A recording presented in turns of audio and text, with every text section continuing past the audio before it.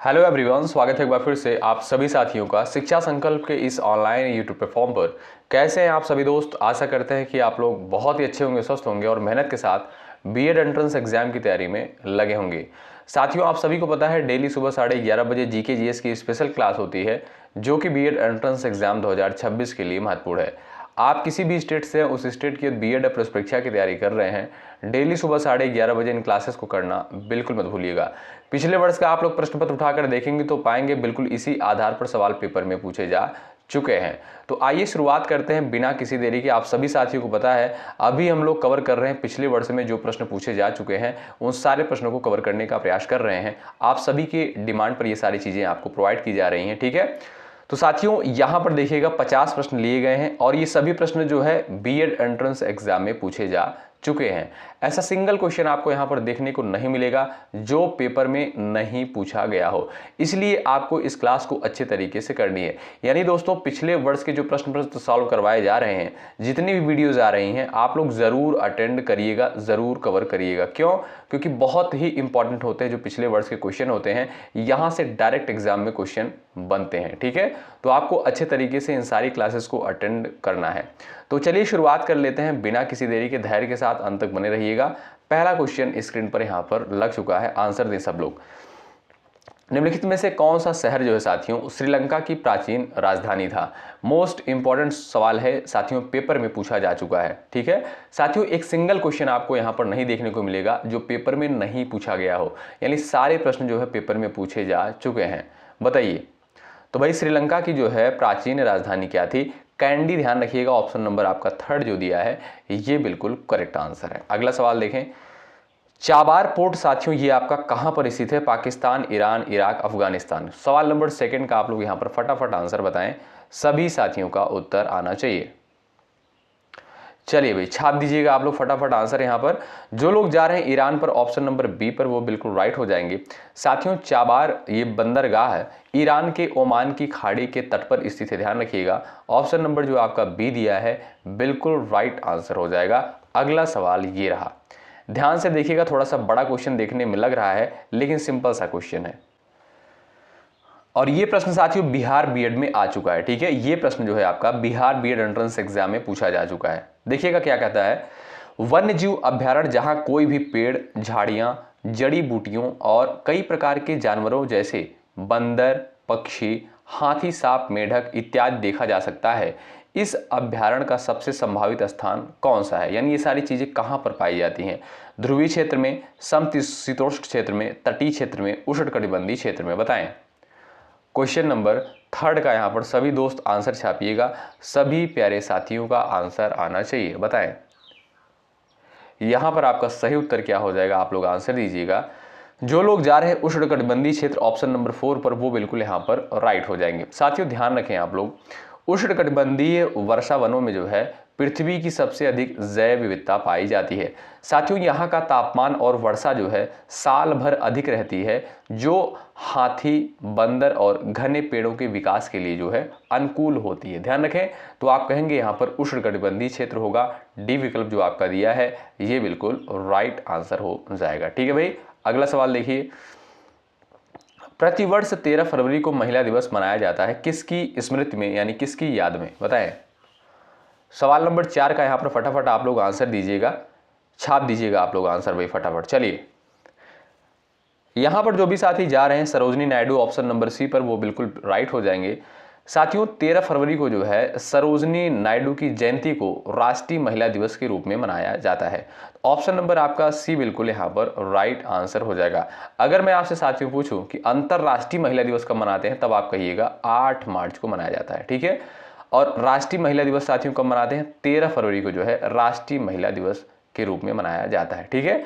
तो यहाँ पर जो लोग जा रहे हैं सी ऑप्शन पर, वो बिल्कुल यहाँ पर राइट हो जाएंगे। और ध्यान रखें साथियों, सरोजनी नायडू को ही भारत कोकिला कहा जाता है। क्या भाई? भारत कोकिला किसे कहा जाता है? सरोजनी नायडू को कहा जाता है, ठीक है। अगला सवाल, क्वेश्चन नंबर 5वां देखिएगा, सब्जियों और रसोई की जड़ी बूटियों की खेती के रूप में जाना जाता है। बागवानी को, रेशम उत्पादन को, मधुमक्खी पालन को, सब्जियों की खेती को। बताइए। सवाल नंबर 5 का यहाँ पर राइट आंसर आप बता सकते हैं। सब्जियों और रसोई की जड़ी बूटियों की खेती के रूप में जाना जाता है? चलिए फटाफट यहां पर आंसर देने का प्रयास कर सकते हैं, सभी प्यारे साथियों का आंसर आना चाहिए, बताएं। चलिए प्रयास करिएगा, कोशिश करिएगा आंसर देने के लिए यहां पर। तो जो लोग जा रहे हैं यहां पर बागवानी पर, ऑप्शन नंबर ए पर, वो बिल्कुल यहां पर राइट हो जाएंगे। ठीक है, जो भी साथी बागवानी पर जा रहे हैं वो बिल्कुल राइट है। अगला सवाल देखिए भाई, क्वेश्चन नंबर 6 क्या कहता है, ध्यान से देखें। भारत में राज्य की योजनाओं के लिए केंद्रीय सहायता के आवंटन का निर्धारण करने के लिए गाडगिल फार्मूला किस पंचवर्षीय योजना में शुरू किया गया? बताइए। क्वेश्चन नंबर 6 का आंसर दे सकते हैं आप सभी साथी। चलिए प्रयास करें आप लोग, आपका सभी का यहां पर आंसर आना चाहिए, सभी प्यारे दोस्तों का। चलिए तो जो लोग जा रहे हैं यहां पर चौथी पंचवर्षीय योजना पर, ए ऑप्शन पर, वो बिल्कुल राइट हो जाएंगे। ठीक है साथियों, गाडगिल फार्मूला 1969 में, कब गाडगिल फार्मूला जो है 1969 में चौथी पंचवर्षीय योजना के दौरान राज्यों को केंद्रीय सहायता आवंटित करने के लिए अपनाया गया था। ठीक है, तो यहां पर आप देखेंगे साथियों, ए ऑप्शन जो है बिल्कुल राइट आंसर हो जाएगा। और साथियों इसे जो है तत्कालीन योजना आयोग के उपाध्यक्ष डी आर गाडगिल के नाम पर रखा गया था। ठीक है, बस आप इतना सा याद रखिए साथियों, चौथी पंचवर्षीय योजना। ठीक है, ए विकल्प आपका जो दिया है बिल्कुल राइट आंसर होगा। अगला सवाल देखें, भारतीय संविधान का कौन सा अनुच्छेद जो है केंद्र और राज्यों के बीच शक्तियों का विभाजन करता है? बताइए। सवाल नंबर 7 का यहां पर आंसर बताएं आप लोग फटाफट। चलिएगा क्वेश्चन नंबर 7 का यहां पर सभी साथियों का उत्तर आना चाहिए। 4 ऑप्शंस आपके सामने दे दिए गए हैं, फटाफट आप लोग आंसर छाप दें।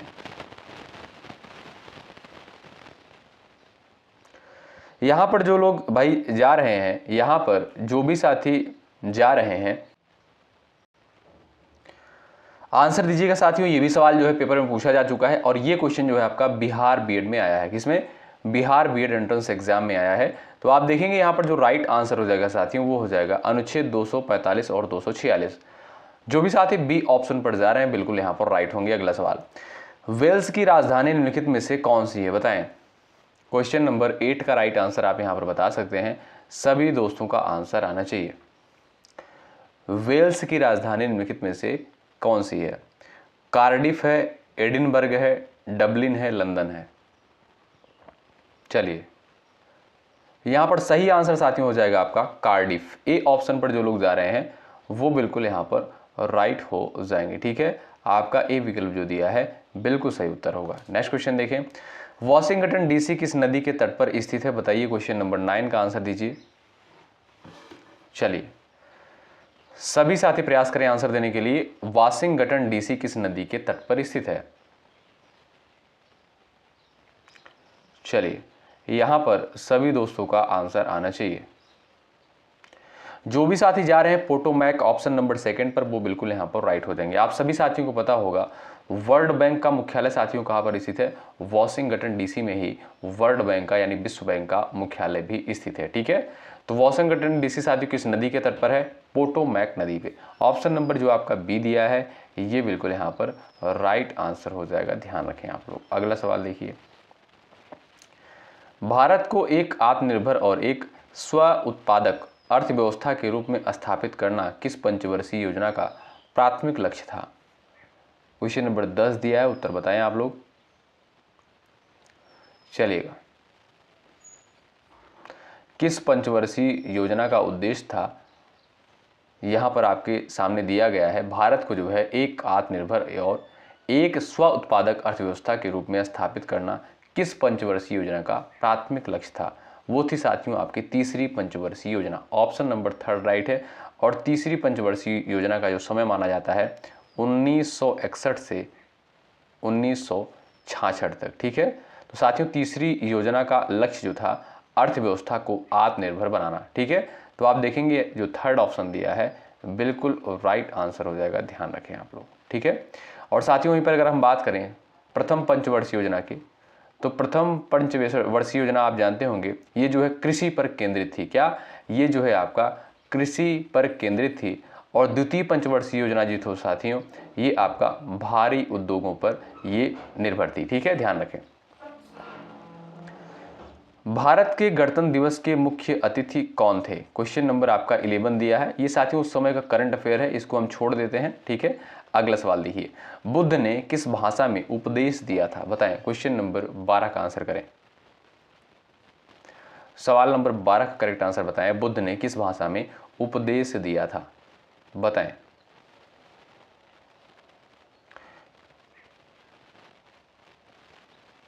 यहां पर जो लोग जा रहे हैं ऑप्शन नंबर फर्स्ट पर, वो बिल्कुल यहां पर राइट हो जाएंगे, ठीक है। ए ऑप्शन बिल्कुल राइट हो जाएगा। साथियों गौतम बुद्ध ने जो है अपना उपदेश जो दिया था पाली भाषा में दिया था, ठीक है। वहीं पर बात करें अगर हम महावीर स्वामी की, ठीक है, महावीर स्वामी की बात करें तो इन्होंने जो है प्राकृत भाषा में जो है अपना उपदेश दिया था, ठीक है। तो इन सारे पॉइंट्स को आप लोग याद रखें, इंपॉर्टेंट है। अगला सवाल ये रहा क्वेश्चन नंबर नेक्स्ट, दिल्ली सल्तनत ... के आक्रमण के कारण वास्तव में समाप्त हो गया? बताइए। क्वेश्चन नंबर 13 का आंसर बताएं आप लोग। चलिए सवाल नंबर 13 का राइट आंसर क्या हो जाएगा, यहाँ पर प्रयास करें। तो जो लोग जा रहे हैं यहाँ पर बाबर पर, ऑप्शन नंबर सेकंड पर बिल्कुल राइट हो जाएंगे। दिल्ली सल्तनत साथियों, दिल्ली सल्तनत बाबर के आक्रमण के कारण वास्तव में समाप्त हो गया। तो आप देखेंगे बी ऑप्शन जो है बिल्कुल यहाँ पर राइट आंसर हो जाएगा, ठीक है। तो यहाँ पर आपका बी ऑप्शन जो है बिल्कुल राइट आंसर है। नेक्स्ट क्वेश्चन देखें, हैदराबाद में चार मीनार का निर्माण किसके द्वारा करवाया गया था? 14 नंबर के क्वेश्चन का आंसर बताएं। चलिए ये सारे सवाल दोस्तों पेपर में पूछे जा चुके हैं। एक बार सभी लोग सेशन को भाई लाइक ज़रूर कर दीजिएगा। जो लोग चैनल पर नए हैं जुड़ जाएंगे, हेल्प आपको यहाँ से ज़रूर मिलेगी। देखिए चार मीनार साथियों की बात, इसकी अगर हम बात करें तो इसका निर्माण जो है किसके द्वारा करवाया गया था? ध्यान रखें आप लोग, इसका निर्माण साथियों कुली कुतुब शाह के द्वारा करवाया गया था। आपका जो सेकंड विकल्प दिया है ये बिल्कुल आपका सही उत्तर हो जाएगा, ध्यान रखें। तो बी ऑप्शन जो है बिल्कुल राइट आंसर हो जाएगा, ठीक है।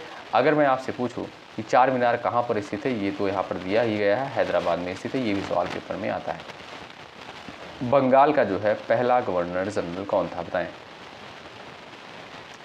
सवाल नंबर 15 का उत्तर बता सकते हैं। बंगाल का पहला गवर्नर जनरल कौन था?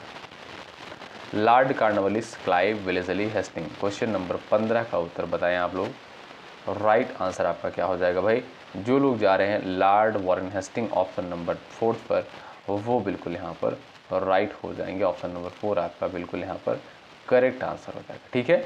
आगे बढ़ें, क्वेश्चन नंबर नेक्स्ट देखिएगा, मोहनदास करमचंद गांधी के दौरान ... के दौरान महात्मा गांधी बने? बताइए। मोहनदास करमचंद गांधी जो है ... के दौरान महात्मा गांधी बने। चंपारण सत्याग्रह, रॉलेट सत्याग्रह, 1919 में भारतीय नेशनल कांग्रेस का अमृतसर अधिवेशन, खिलाफत आंदोलन। क्वेश्चन नंबर 16 का आंसर बताएं।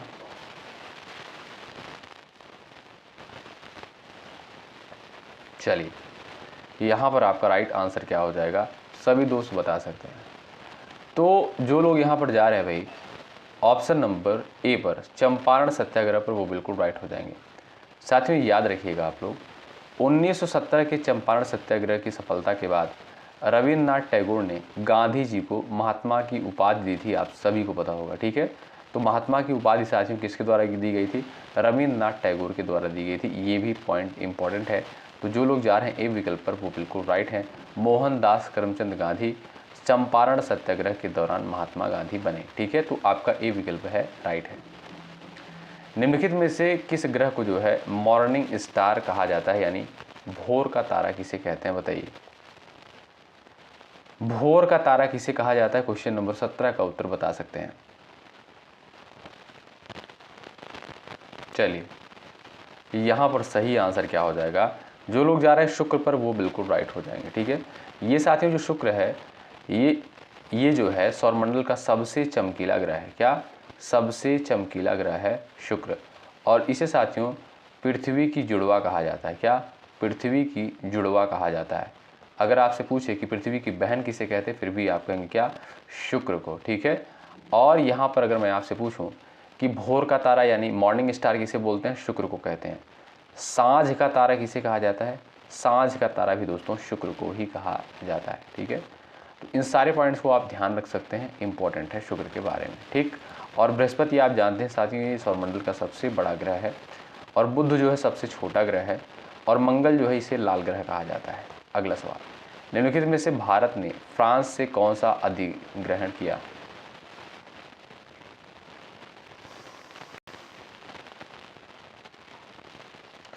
चलिएगा, तो आप सभी साथियों को पता होगा भाई, पहले जो है भारत में जो है अंग्रेजों का शासन था, ठीक है। तो यहीं पर आपसे सवाल पूछता है कि निम्नलिखित में से भारत ने फ्रांस से कौन सा अधिग्रहण किया? तो आप देखेंगे साथियों, यहाँ पर जो आपका सही उत्तर हो जाएगा वो हो जाएगा क्या भाई? उपरोक्त सभी। यानी साथियों ध्यान रखें आप लोग, पुदुचेरी और कराईकल, माहे और यानम, ये फ्रांसीसी साथियों बस्तियां थी। क्या ये सभी जो है फ्रांसीसी बस्तियां थी? 1954 में, कब? 1954 में फ्रांस ने इन क्षेत्रों को शांतिपूर्वक भारत को सौंप दिया। ध्यान रखिएगा, इन क्षेत्रों को जो है भारत ने शांतिपूर्वक, माफ़ कीजिएगा, इन सभी क्षेत्रों को फ्रांस ने जो है शांतिपूर्वक भारत को सौंप दिया। ध्यान रखें, तो आपका यहाँ पर जो फोर्थ ऑप्शन दिया है बिल्कुल राइट आंसर हो जाएगा। ठीक है भाई, आपका यहाँ पर फोर्थ ऑप्शन राइट हो जाएगा। और आप ये भी साथियों पता होगा आप सभी को, जो आपका गोवा है, ठीक है, गोवा जो है, गोवा और आपका दमन दीव, ये पुर्तगालियों के अधीन हुआ करता था। ठीक है, ये जो है पुर्तगालियों के अधीन हुआ करता था। इसे कब मुक्त करवाया गया भाई? 1961 में करवाया गया। ठीक है, इसे जो है 1961 में मुक्त करवाया गया पुर्तगालियों के द्वारा। ठीक है, गोवा और दमन दीव को। चलें आगे बढ़ें, अगला सवाल देखिएगा, मुद्रास्फीति का कारण क्या है? बताइए। 19 नंबर के क्वेश्चन का आंसर बताएं। सवाल नंबर 19 का करेक्ट आंसर क्या है? चलिए, तो देखेंगे यहाँ पर जो आपका थर्ड ऑप्शन दिया है, मुद्रास्फीति का कारण साथियों क्या है? धन की आपूर्ति में वृद्धि और उत्पादन में गिरावट। आप देखेंगे जो थर्ड विकल्प दिया है ये साथियों आपका बिल्कुल सही उत्तर होगा। नेक्स्ट क्वेश्चन देखें, वैज्ञानिक प्रक्रिया का महत्वपूर्ण पहलू क्या है? क्वेश्चन नंबर 20 दिया, उत्तर बताएं। सवाल नंबर 20 का आंसर बताएं, वैज्ञानिक प्रक्रिया का महत्वपूर्ण पहलू साथियों यहाँ पर क्या है?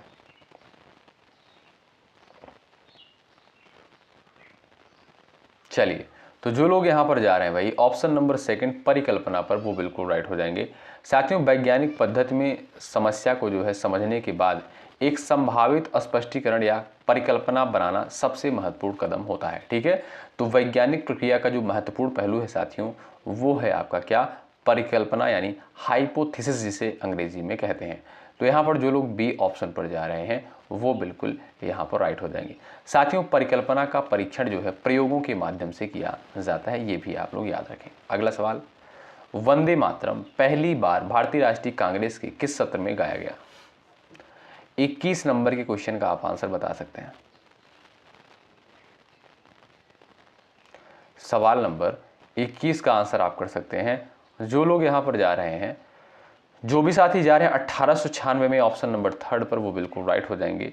वंदे मातरम साथियों पहली बार कलकत्ता अधिवेशन में गाया गया था, जिसकी अध्यक्षता रहीमतुल्ला सयानी ने की थी। ठीक है, तो आप देखेंगे जो थर्ड विकल्प दिया है ये साथियों आपका बिल्कुल राइट आंसर हो जाएगा, ध्यान रखें। ठीक है, और साथियों ये भी याद रखिएगा, एक सवाल और पूछता है कि वंदे मातरम को जो है राष्ट्रीय गीत के रूप में कब अपनाया गया था? याद रखें, 24 जनवरी 1950 को। वेरी वेरी इंपॉर्टेंट सवाल है। ठीक है, वंदे मातरम को राष्ट्रीय गीत के रूप में 24 जनवरी 1950 को जो है अपनाया गया था।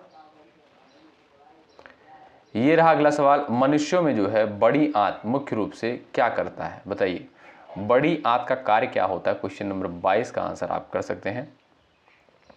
चलिए,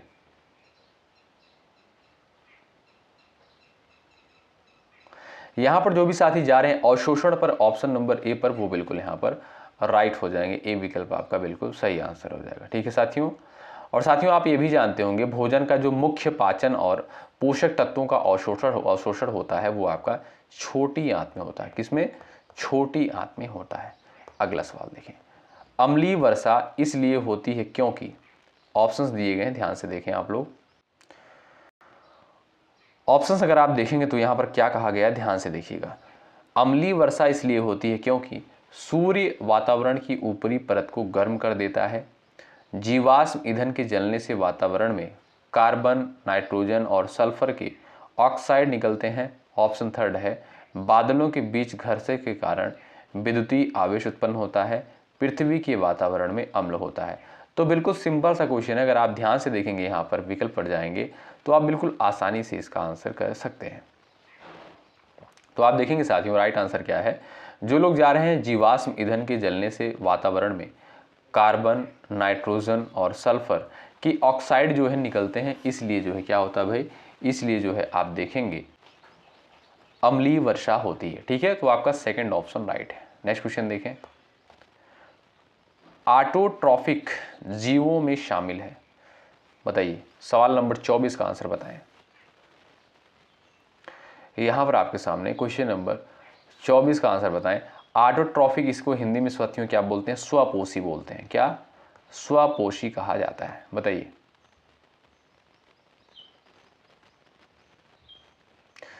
ऑटोट्रॉफिक जीवों में शामिल हैं, यहाँ पर राइट आंसर क्या है साथियों, जो लोग जा रहे हैं हरे पौधे और जीवाणु। ठीक है, हरे पौधे और कुछ जीवाणु, ऑप्शन नंबर थर्ड बिल्कुल राइट हो जाएगा। साथियों ऑटोट्रॉफिक यानी स्वपोषी वे जीव होते हैं जो प्रकाश संश्लेषण या रसायनों का उपयोग करके अपना भोजन जो है खुद यानी स्वयं बनाते हैं। ठीक है, तो यहाँ पर जो लोग जा रहे हैं ऑप्शन नंबर थर्ड पर, वो बिल्कुल राइट है।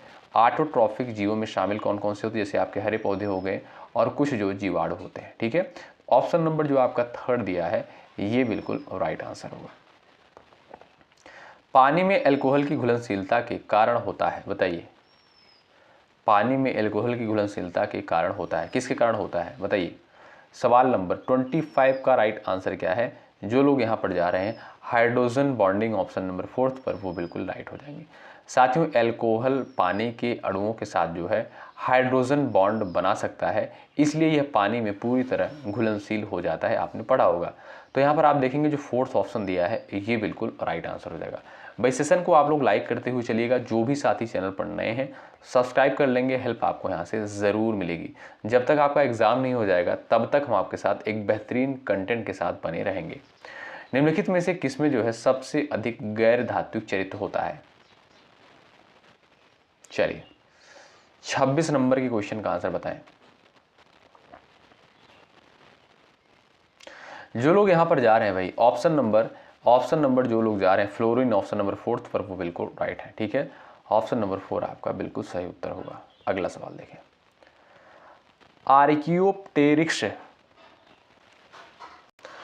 आर्कियोप्टेरिक्स जीवाश्म अवशेष की जो है के बीच की एक कड़ी है, बताइए।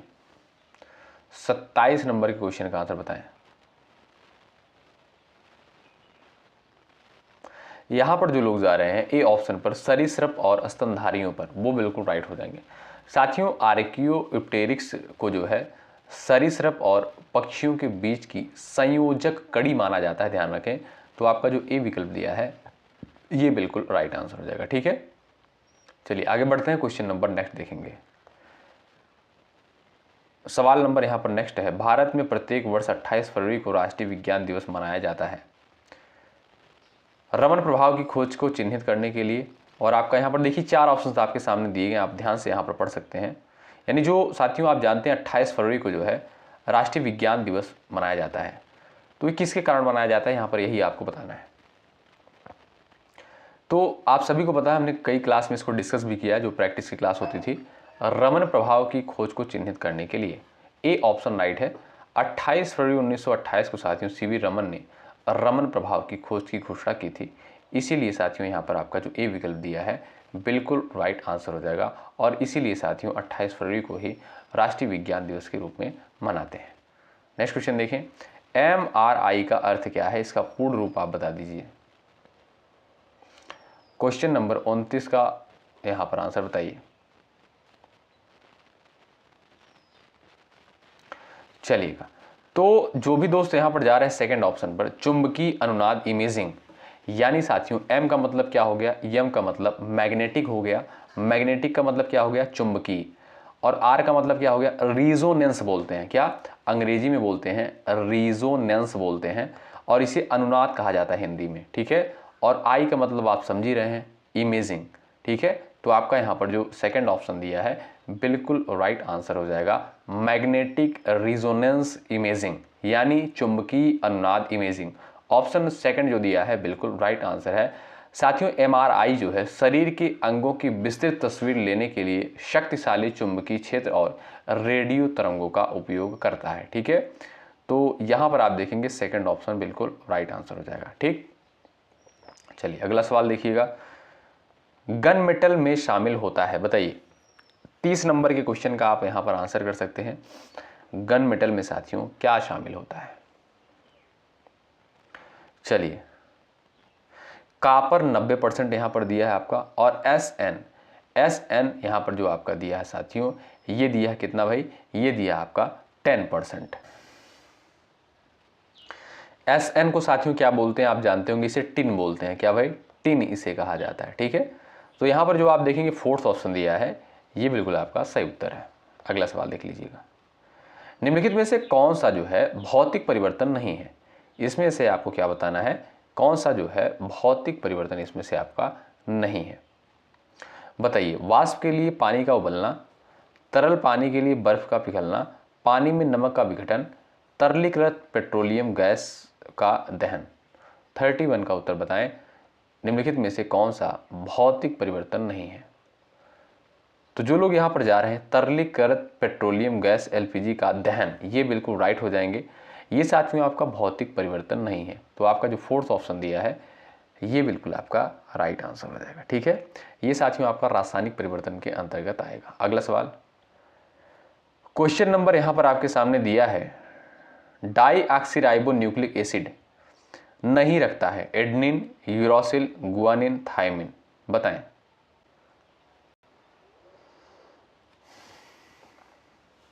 यहां 32 का आप आंसर दे सकते हैं। चलिएगा, यहां पर आपका राइट आंसर क्या हो जाएगा? डाईऑक्सीराइबो न्यूक्लिक एसिड, यानी साथियों क्या भाई, इसे DNA बोलते हैं। क्या आप जानते होंगे साथियों, जो DNA का फुल फॉर्म होता है क्या होता है? Deoxyribose nucleic acid. क्या? डीऑक्सीराइबोज न्यूक्लिक एसिड जो इसका फुल फॉर्म होता है, यानी डाईऑक्सीराइबो न्यूक्लिक एसिड इसे आप कह सकते हैं। ठीक है, इसमें साथियों क्या नहीं होता? Adenine, uracil, guanine, thymine. तो आप देखेंगे साथियों राइट आंसर हो जाएगा यूरासिल। ठीक है, यूरासिल साथियों ये आपका DNA में नहीं होता है। ऑप्शन सेकंड आपका बिल्कुल राइट आंसर हो जाएगा, बल्कि ये आपका RNA में पाया जाता है। किसमें?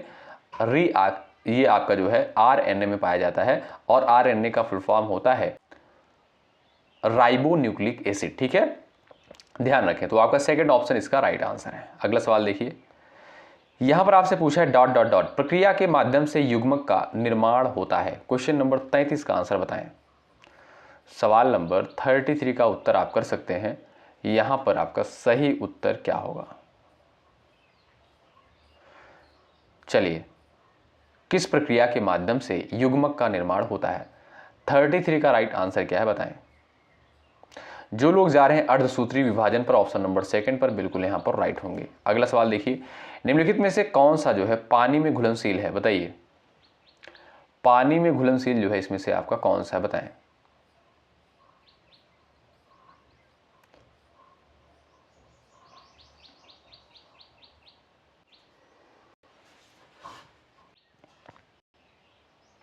तो आप देखेंगे साथियों जो आपका यहां पर सी ऑप्शन दिया है, बी और सी। ठीक है, ये आपका बिल्कुल राइट आंसर हो जाएगा। साथियों विटामिन बी कॉम्प्लेक्स और विटामिन सी जो है पानी में घुलनशील होते हैं। ठीक है, यहां पर आपका थर्ड ऑप्शन जो दिया है बिल्कुल राइट आंसर हो जाएगा। आगे बढ़ें, आइए देखते हैं यहां पर अगला सवाल।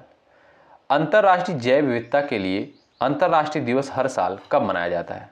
बताइए, यानी अंतर्राष्ट्रीय जैव विविधता दिवस साथियों कब मनाया जाता है? 35 का आप यहां पर उत्तर कर सकते हैं, और राइट आंसर आप यहां पर बता सकते हैं। 35 का सही आंसर क्या हो जाएगा? आप सभी प्यारे साथी आंसर कर सकते हैं। जो लोग यहां पर जा रहे हैं ऑप्शन नंबर 4 पर 22 मई को, वो बिल्कुल राइट हो जाएंगे। ठीक है साथियों, ऑप्शन नंबर जो आपका यहां पर 4 दिया है, ये बिल्कुल राइट आंसर हो जाएगा। अंतर्राष्ट्रीय जैव विविधता दिवस जो है प्रत्येक वर्ष 22 मई को मनाया जाता है। और आप जानते हैं साथियों 22 मार्च को जो है विश्व जल दिवस मनाते हैं, और 22 अप्रैल को जो है पृथ्वी दिवस के रूप में मनाया जाता है।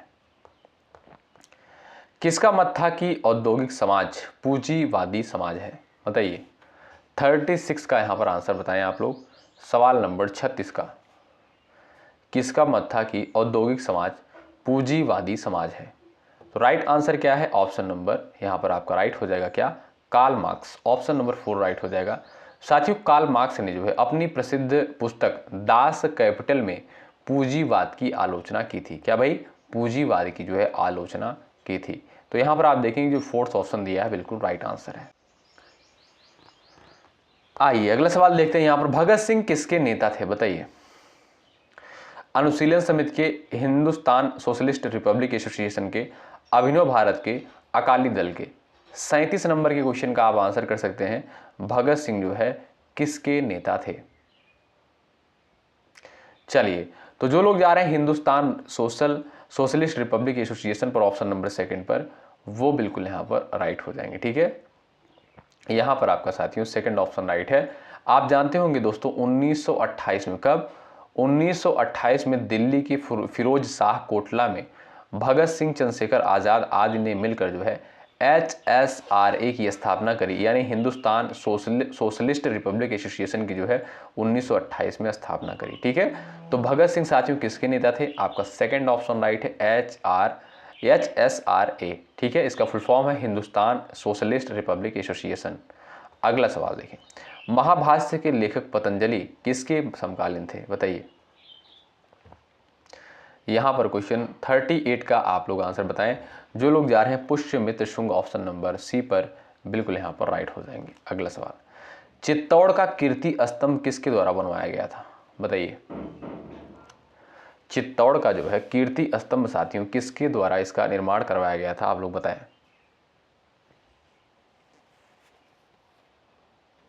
जो लोग जा रहे हैं ऑप्शन नंबर यहाँ पर राणा कुंभा पर, राणा कुंभा वाले ऑप्शन नंबर बी करेक्ट हो जाएंगे। साथियों, चित्तौड़गढ़ के किले में जो है, ध्यान रखिएगा साथियों, चित्तौड़गढ़ के किले में विजय स्तंभ यानी कीर्ति स्तंभ का निर्माण राणा कुंभा ने 1448 में करवाया था। कब? 1448 में करवाया था। तो आप कहेंगे यहाँ पर बी ऑप्शन राइट है। अगला सवाल देखें, ये रहा। वह ब्रिटिश जिसने जो है 1857 ईस्वी के भारतीय विद्रोह को ब्रिटिश पार्लियामेंट के हाउस ऑफ कॉमन्स में राष्ट्रीय विद्रोह की संज्ञा दी थी, बताइए वो कौन था? क्वेश्चन नंबर 40 का आंसर बताएं।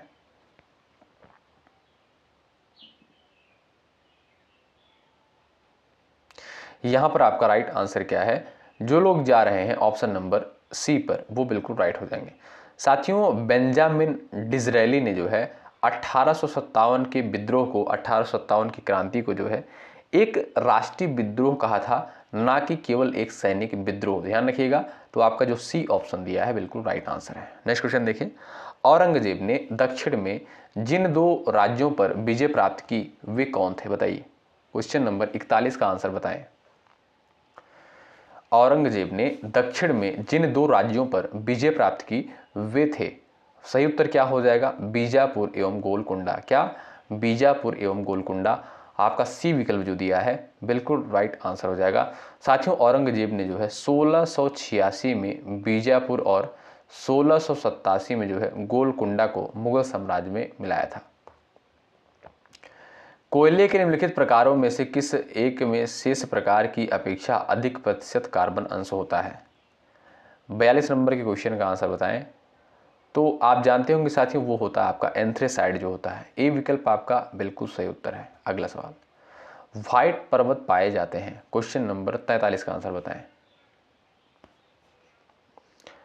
क्वेश्चन नंबर 43 का आंसर बताइएगा। व्हाइट पर्वत पाए जाते हैं कनाडा, नॉर्वे, रूस और आपका दिया है यूएसए। जो लोग जा रहे हैं यूएसए ऑप्शन नंबर 4 पर, वो बिल्कुल राइट हो जाएंगे। अगला सवाल। सर्वाधिक जैव विविधता पाई जाती है, बताइए। क्वेश्चन नंबर 44 का आंसर बताएं। सर्वाधिक जैव विविधता जो है कहां पर पाई जाती है? तो ये आप देखेंगे साथियों शांत घाटी में। कहां पर साथियों? शांत घाटी में पाई जाती है। ऑप्शन नंबर 2 यहां पर राइट आंसर हो जाएगा। Silent valley option number 2 right है। वरुणा प्रजाति है सरसों की, अलसी की, सूरजमुखी की, तिल की। क्वेश्चन नंबर 45 आपके स्क्रीन पर दिया है। यहां पर आप सभी प्यारे साथी आंसर कर सकते हैं, बता सकते हैं वरुणा प्रजाति है, बताएं।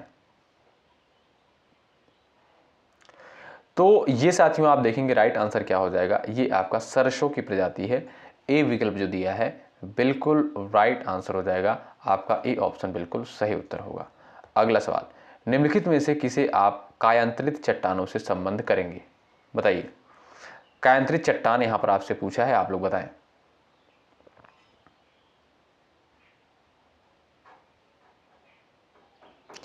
यहां पर जो भी साथी जा रहे हैं गार्नेट, ऑप्शन नंबर बी पर बिल्कुल राइट हो जाएंगे।